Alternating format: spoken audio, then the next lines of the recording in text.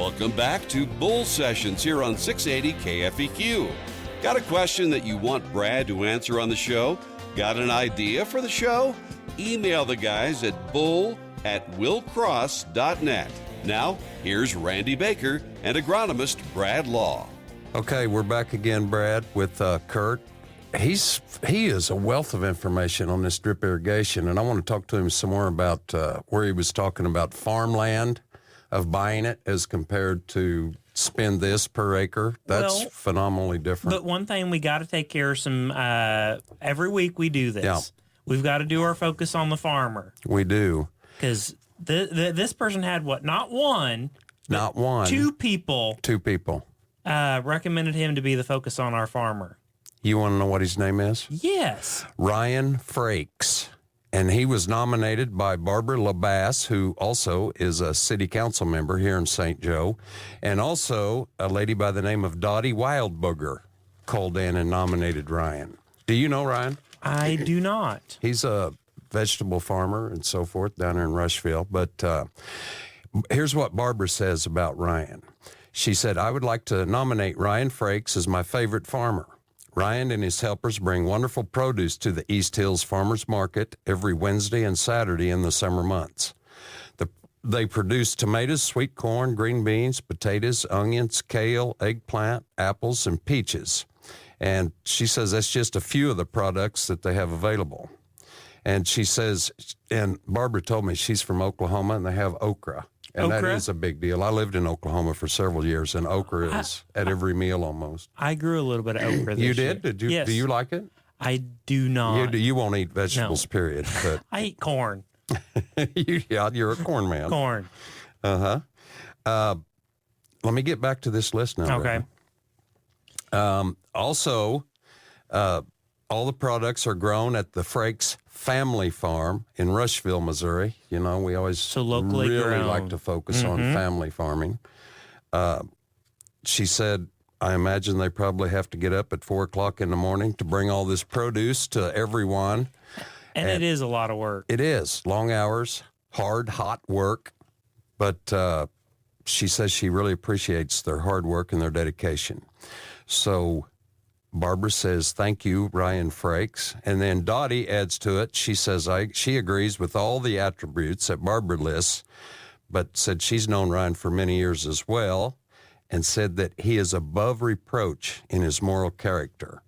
And she thinks that our upcoming farmers should use him as an example to follow. That says a lot. That's very nice. Yeah. I already love Ryan. We'll have to check him out this summer. We will.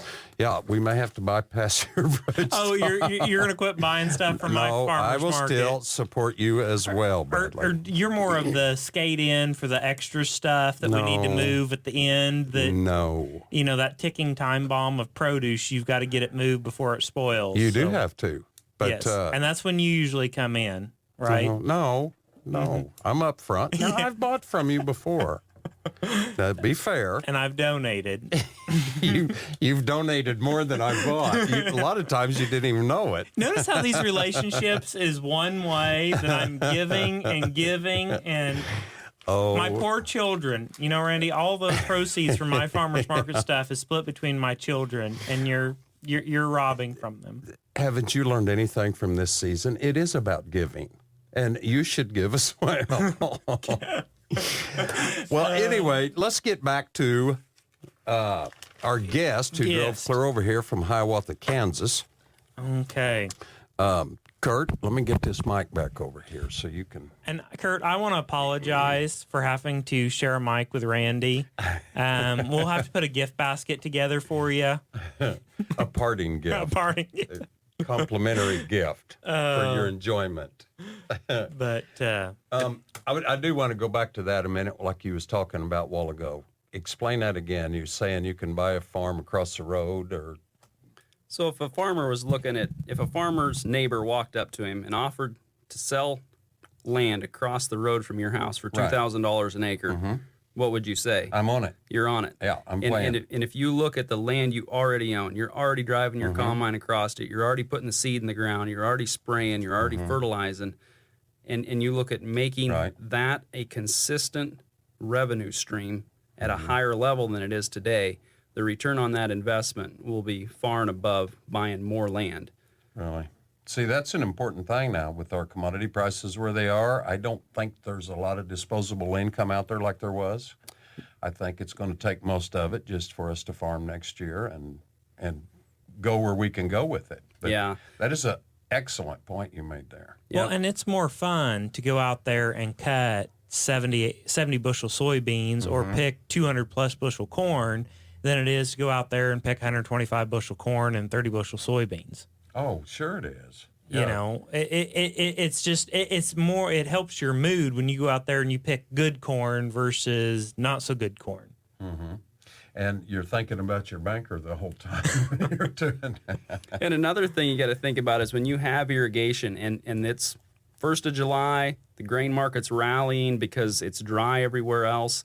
And if you have irrigation and you have the ability to know with a little bit of confidence that you're going to have a crop at the end of the year, it gives you confidence to sell into those summer rallies. So now you're picking up on the marketing side of it also. Mm-hmm. Mm-hmm.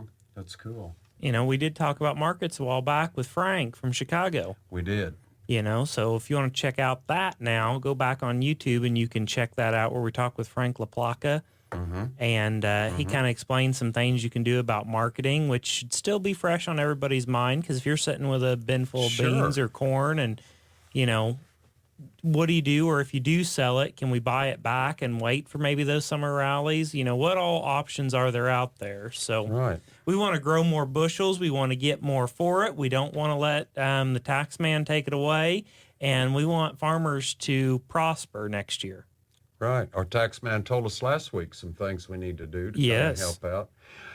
Are we getting all these pieces to our grand puzzle put into place, do you think? It's starting to kind of form. I know it's scary, but we're letting people inside my head of all this whole big circle of stuff. Well, it's a lot to grasp. Every bit of this is a piece of the puzzle, you know, and the more we can learn about it, and we're learning here. And everybody, like, you know, people talk to me and said, well, you're a fertilizer guy and you're a weed control guy. Well, those are two things that you talk a lot about because they're a hot topic a lot. Right. You know, people spend a lot of money on weed control. They spend a lot of money on fertilizer if they've got it. If not, they don't fertilize and their crop suffers. Mm-hmm. But, you know, there's so much to it that, you know, what all can we do to get better? You know, I like talking with guys like Kurt because he's got something different that, you know, if I had that pond, you know, maybe you buy a farm and there's a huge structure on it already. So do you take a track hoe out there and dig up that dam and drain the pond? It gives you something to think about now. There was a house there and there's electricity there. There's the pond, you know. Let's at least evaluate this before we go just destroying something so we can farm a few more feet. Mm-hmm. You know, that's the sort of stuff that, you know, I want to look at things differently. Well, yeah, I have a big pond where I live, and there's electricity there, and there's all of this stuff. It makes me think. That's why I asked that question about with the hills, you know, because some of it's steeper than other. But I don't think your pond's big enough, Randy. It's almost 2 acres. It's almost 2 acres. Okay, so we went back. What was that schedule? What was that? How much water would So what's the average? Let's talk about this. What's the average depth of water in that 2 acres, would you say? Would it be an average of 10 foot deep? I would say yes. So that's 20 acre feet of water. So that's enough to put 6 inches of water on 40 acres. Okay. And that's if you if you didn't have a spring running into it, or if you didn't have any rain events to refill the pond through the season. So one of the things to think about in the western Missouri, eastern Kansas area is that we get plenty of rain. We just get it at the wrong time. Yeah. Mm-hmm. And so these ponds are able to capture that rain, store it, and then we can apply it when we need it. And so it's really thinking about how can I be a steward of the rain that we're given and use it when we need it. And it's really when you think about where that water goes, if it ever leaves your farm, you're not getting it back. Right. It's gone. It's gone. Yeah. And we talked too about, what was that, down the Mississippi? Oh, our yes. soil goes away Our as soil, well. That was the Battle of New Orleans, Battle of 1814 with Johnny Horton. Our soil disappears as well. And then we get blamed for it. Yes. Yeah. Uh-huh. Yeah. Talk some more, Kurt. I want to hear more about this drip irrigation. You guys install it. Oh yeah, we didn't talk about installing it. How is that installed? What do you need a dozer? Do you need a tractor, a four-wheeler? So we bring a bar, so it's a 3-point tool bar. We ask the farmer to provide the tractor, and we bring a crew or the farmer can help with the installation. And so we come in, we plow the tape. That's step one, to plow the tape in. Step two is we come in with a trencher and we trench across the ends and actually cut through the tape on the end of the field and hook it up to a manifold. And then it's broken out into zones depending on the water supply. And then everything is tied back into a central filter and control station. And so it's if you can picture a lawn irrigation system, it's basically the same schematic. It's just blown up on a large scale. Right. And instead of having sprinkler heads, it's going into drip tape.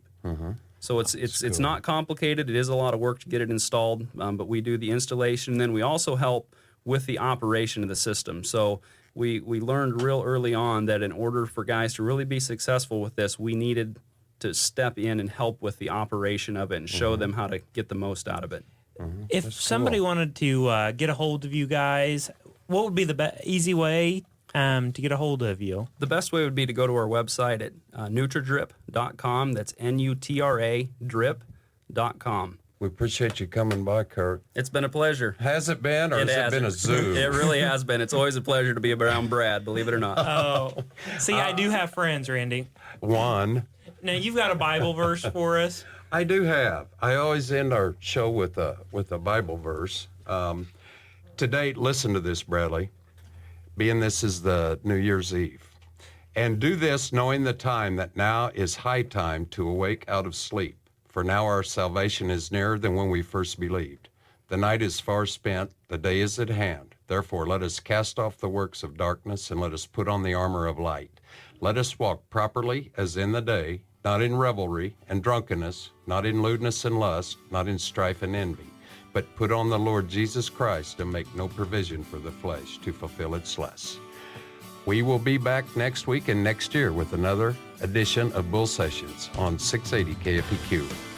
Thanks for joining us for Bull Sessions, brought to you by NeCo Seed. Randy and Brad will be back next Saturday morning, tackling more topics from farming to livestock, soil to seed, farm equipment to rural life. So be sure to join us next Saturday morning, same time for Bull Sessions, right here on 680 KFEQ.